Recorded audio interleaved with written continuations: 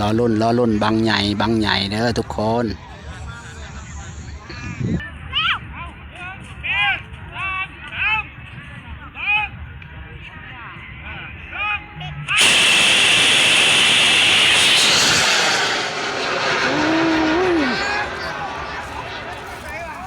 ขึ้นดีแห้งพี่น้องตัวนี้ขึ้นบังนี่ขึ้นดีด้านโอ้ตัวสูงแห้งพี่น้องโอ้ยสูงสุดสายตาเนาะเรารุ่นบังจิวพี่น้อง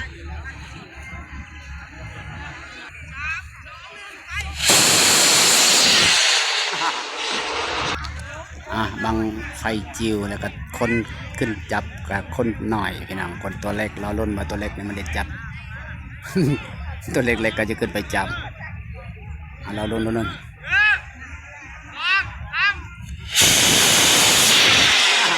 ปล่อยไวเลยว่ะ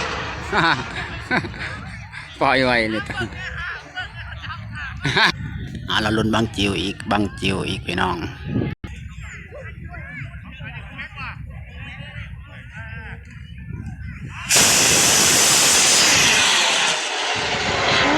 ขึ้นดีว่าบางหน่อยนี่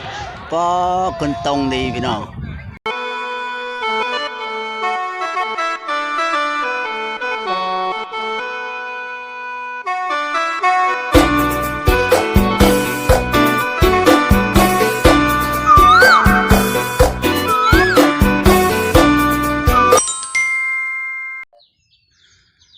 กับสบายดีหรือว่าสวัสดี FC หมดสู่มองสู่บอนเด้อ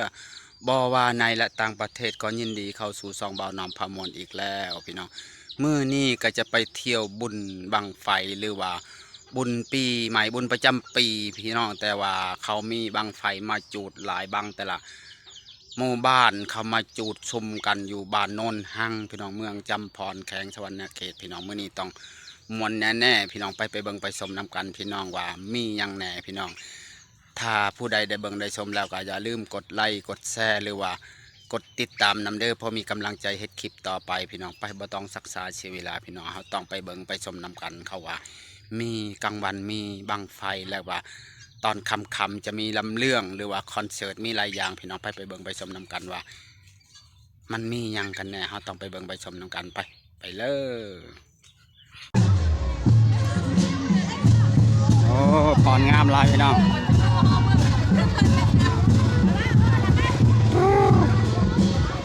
พรงามพี่น้องมาเบิ่งนำกันเด้อ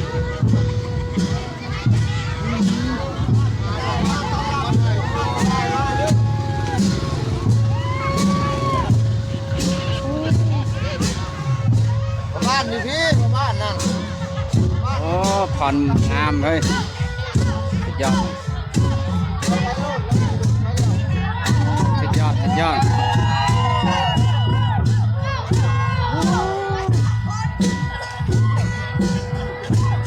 มอนมา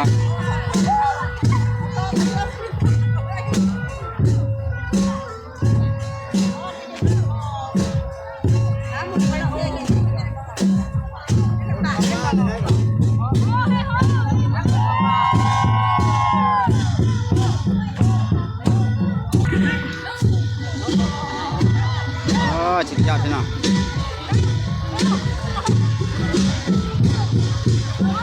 มอนพี่น้อง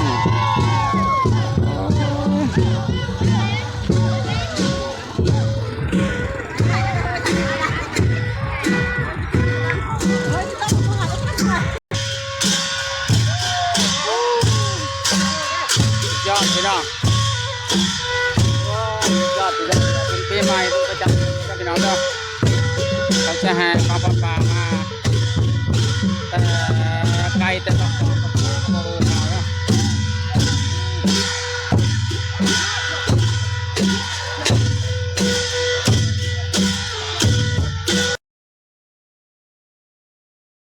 นี่คือเขาแจกของกินนะพี่น้องเด้อโอ้โหบางคนมาเอาเนี่ยหลายแห้งพี่น้องโอ้ยแจกที่พี่น้องเนี่ยโอ้แจกเป็นกระสอบนะเขาแจกพี่น้องของแจกมาเอาเด้อเขาแจกป้า แจกฟรีแจกฟรีพี่น้องเบิ่งหมดแล้วหมดเลยคุณอ่ะแจกแป๊บเดียวหมดกระสอบหนึ่งพี่น้องหมดแจกพี่น้อง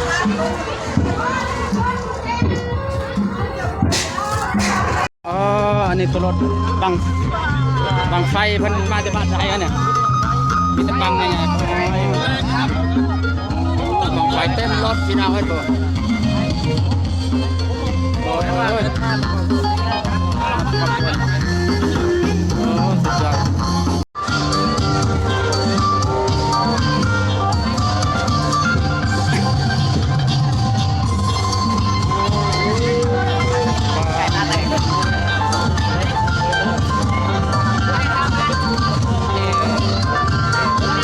ขบวนแห่พี่น้องขบวนแห่บุญประจำปีแล้วก็มีบังไฟนำเลยพี่น้อง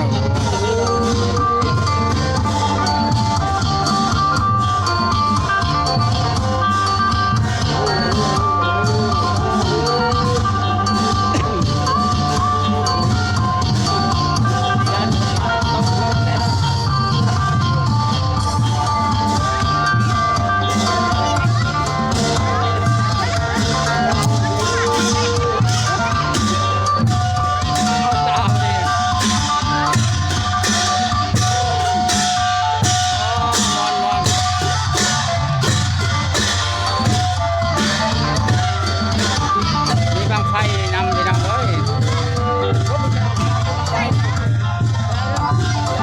ไม่ได้เจ้าเตือนไว้เจ้ามีทำไปแ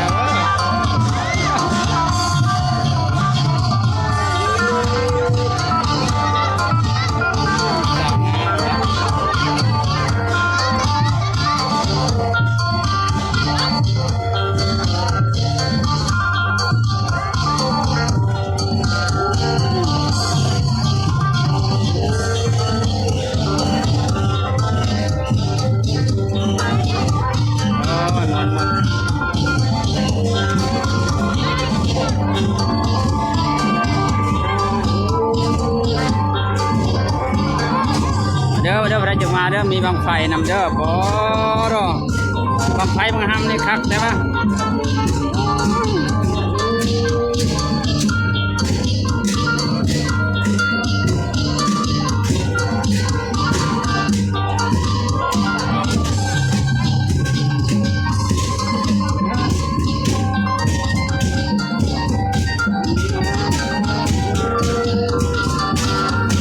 ไปครับไปกัน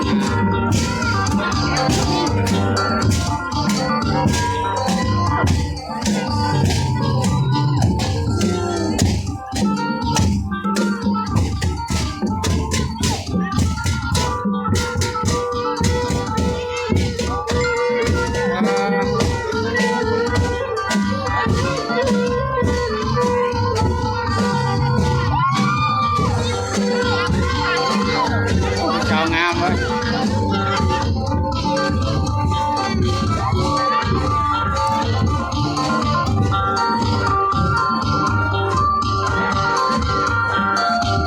บุญแห่บังไฟเด้อ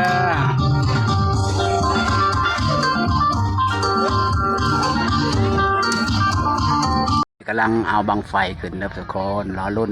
บางว่ารอรุ่นบางว่าจะบังเนี่ยมันจะขึ้นหรือบ่ขึ้นพี่น้องรอรุ่นบางเด้อรอรุ่นบางเด้อเจิกหนึ่ง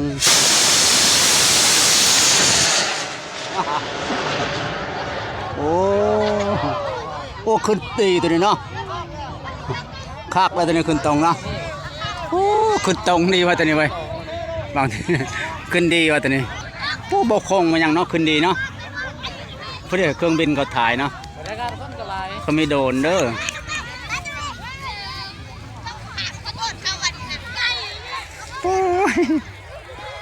เขามีโดนด้วยชื่อนะฮะจะเครื่องหนึ่งมาขึ้นบางนางเนาะขึ้นบางนางเนาะคนหลายคนกำลังลังไลเข้ามาด้วยทุกคนโอ้โหเต็มเลยคนลายแห้งไปหน่อย รอลุ้นอีกบังที่สามบัง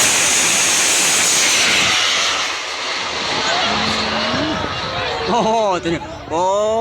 นะสุดยอดนะบังจิวรอลุ้นบังจิวนี่แหละบังน้อยนี่จะขึ้นบ่เนาะเห็นบ่ปันขึ้นบ่ผม ประมาทจิวเอาเนาะกำลังขึ้นอีกเด้อบังที่หาเลยที่หกยังจำบ่ได้พี่น้องรอรุ่นเบิ่งรอรุ่นบังที่หาอย่างที่หกจำบ่ได้พี่น้อง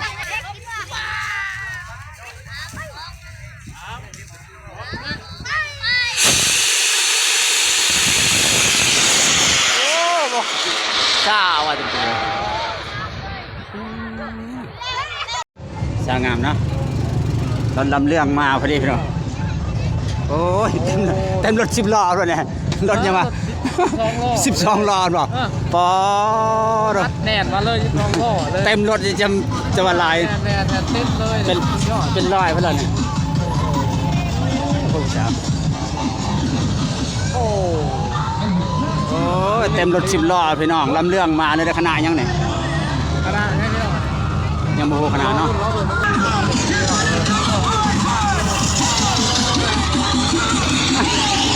10 ล้อแกลำเรื่องพี่น้อง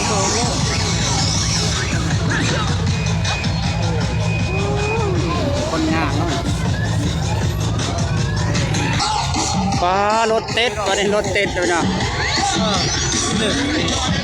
มาเห็นเราน้ำเบิ่งคนกระดาลุกไปเบิ่งโอ้เป็นมาจังนี้จังนี้เขาจะมาเป็นมา แน่จ้า โอ้เป็นแกคนอ้อยแก สาวน้อย แต่ว่าคนที่ดื่ม โอ้รถลำเรื่องกำลังมาพี่น้องโอ้รถ10 ล้อพวกเต็มรถดีพี่น้องวัดใหม่ใจเกินร้อยโอ้ยเต็มยอด วัดใหม่ใจเกินร้อย วัดใหม่ใจเกินร้อย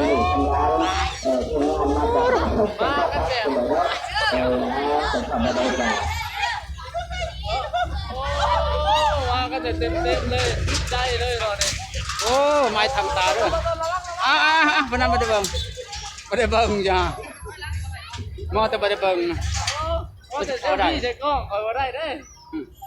โอ้ ดีไหมบด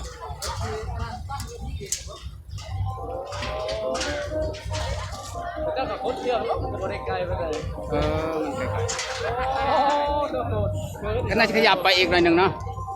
จะได้แล้วเนี่ยคนนี้ เพราะมันตันทางเขานี่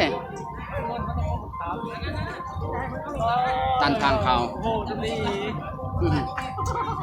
ตันทางเขาพอดีเลยนะเต็มรถ10 ล้อหรือว่า12 ล้อพี่น้องโอ้ลำเรื่องด้วยพี่น้องเด้อ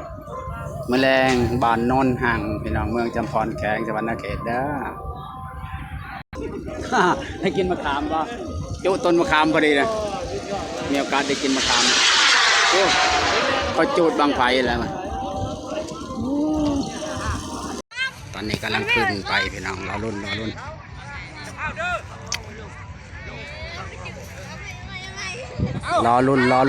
ไกลจะโจดแล้วเด้อ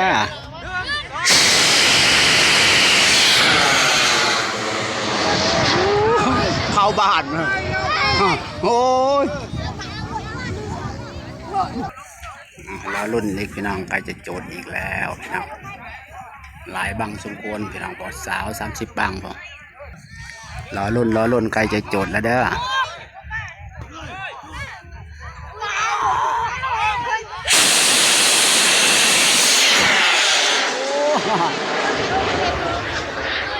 โอ้จะเป็นจังวะโอ้อ้าวตกไวนี่อ้าวตายแล้วไฟไหม้น่ะตกปลาไฟไหม้บ้านลงไปนี่โอ้ไฟลุกวูบๆดูปลาเข้าบ้านใช่ไหมน่ะ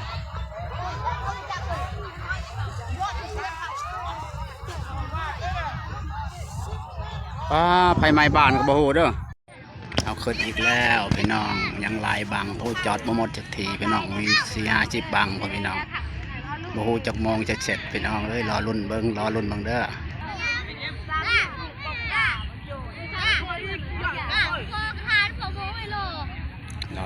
่นใกล้จะโจทย์แล้ว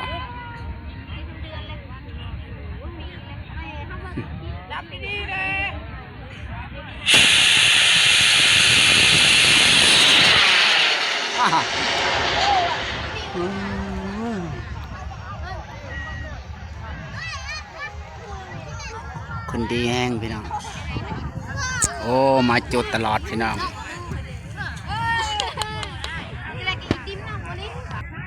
ขึ้นไปอีกแล้วรอรุ่นอีกรอรุ่นรุ่นจิว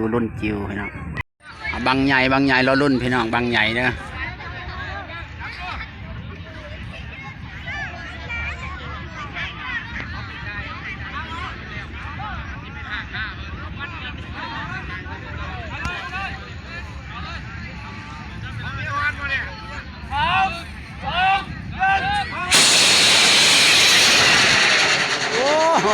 แกว่งพี่น้อง นั่นเด็กน้อยไหลไปเก็บพี่น้องมาจิตกบ้านโอ้เสร็จโจดเข้าบ้านพวกรอรุ่นใกล้จะโจดอีกแล้วรอรุ่นมึงเด้อยังไม่ได้ต่อจะโจดแล้ว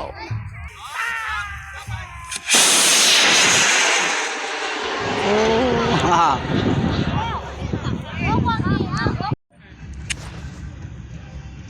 รอรุ่นบางจิวอีกเด้อยังบ่แล้วพี่น้องยังบ่เสร็จยังหลายบางอยู่พี่น้อง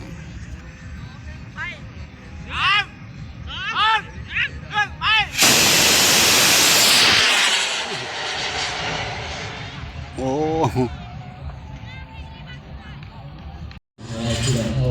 เอาตอนนี้ก็กำลังคน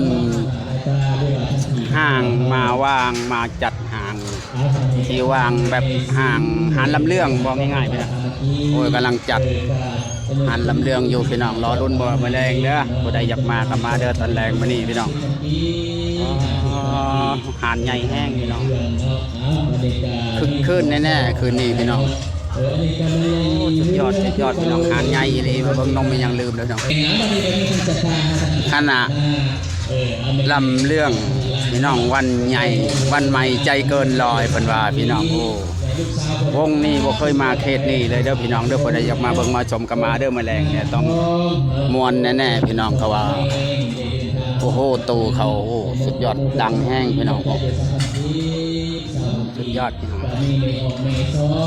ยอดอลังการพี่น้องเป็นอลังการได้มาแรงโอ้